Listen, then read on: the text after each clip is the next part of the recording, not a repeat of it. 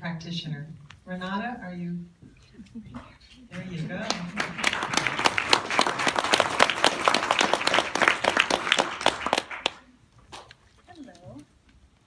Hello. So I'm curious, how many people out here had a hero growing up? Or a mentor, someone you looked up to? Yeah? Me too. These two amazing women and me. These two amazing women are my grandmas.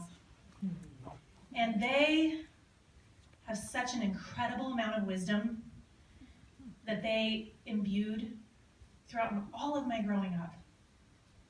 They created a safe space for me, refuge, patience, love, warmth. Amazing things that helped me to grow into who I am today. And they really just inspired me. And if you know me at all, you've probably heard me say, when I grow up, I want to be just like my grandma. Say it a lot. So what does that even mean? And how do I even do that? Well, first I had to figure out what it was about my grandma. And then I had to learn more. So I started to think about, okay, so these qualities about my grandma that I just described, who else in the world has qualities like these? Yep, these people. Maybe your hero belongs up here. Mine definitely do.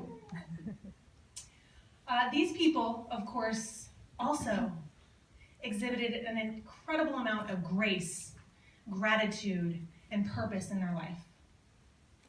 Something that most people would aspire to be.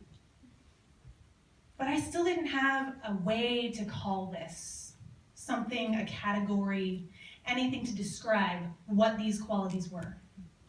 So I had to investigate a little bit. And I came across a term called spiritual intelligence. So what is spiritual intelligence? Well, a lot of people have heard of IQ for intellectual intelligence.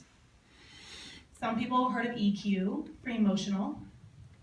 But not a lot of people, I found out, have had experience with spiritual intelligence or talking about it.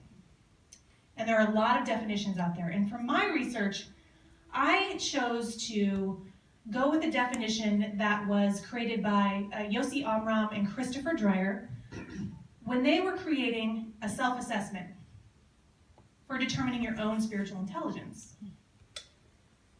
And they came up with these 5 domains: consciousness, transcendence, grace, meaning, and truth. And under each of these 5 domains, there's even more. It gets a little more granular.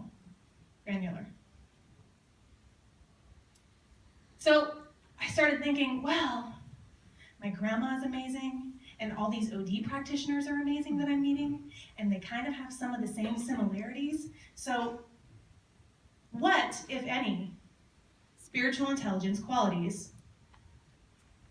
are needed to be an effective OD practitioner? So how did I figure that out? Well, I asked a lot of people to take that assessment I just talked about. And 68 people actually took it. It was a mix of OD and non-OD professionals. 11 of the people who took it were OD professionals who had been studying for at least 3 years. Sorry, not studying, practicing OD. And of those 11, I got to speak to 8 of them in interviews.